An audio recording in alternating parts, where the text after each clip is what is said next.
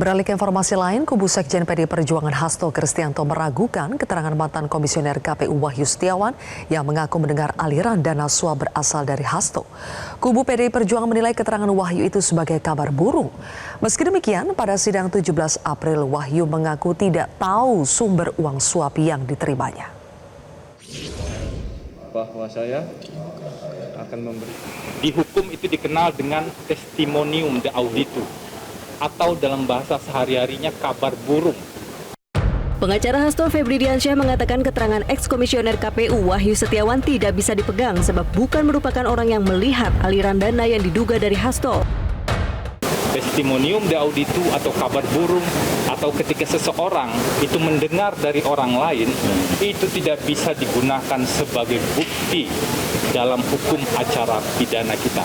Jadi jangan sampai hal-hal seperti kabar burung atau testimonium de auditu itu kemudian diolah sedemikian rupa untuk menuduh orang-orang tertentu.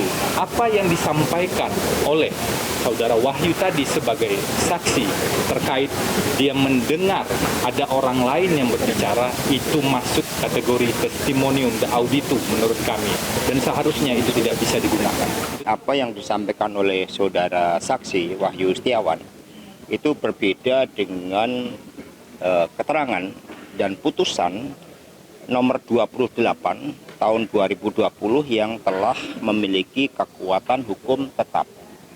Dan itu tadi ditanyakan oleh Pak Magdir bahwa saudara saksi sangat memahami terhadap pertimbangan hakim yang menyatakan bahwa seluruh sumber dana yang diterima oleh Wahyu Setiawan melalui Agustiani Tio, Saiful Bahri, semua bersumber dari Wahyu Setiawan.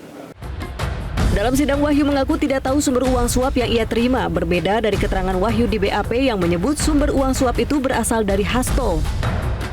Tadi kan di awal saya tanya bahwa saudara BAP ini sudah membaca dengan seksama sebelum menandatangani BAP. Betul ya? Nah, betul. Kemudian ada keterangan ini. Sementara tadi di persidangan ini sudah menyampaikan bahwa saudara tidak tahu sumbernya dari mana. Tetapi di BAP ini saudara bisa menyebutkan nama terdakwa Hasto Kristianto yang merupakan Sekjen PDIP yang kemudian sudah sampaikan di sini terkait dengan pemberian uang sebagai sumber duit dari penerimaan itu. Pertanyaannya, Pak? Iya, dari keterangan yang sudah sampaikan, mana yang benar? Di sini sudah menyampaikan tidak tahu, tapi di sini sudah bisa menjelaskan dari Hasto Kristianto. Izin menjawab, Pak Penuntut Umum.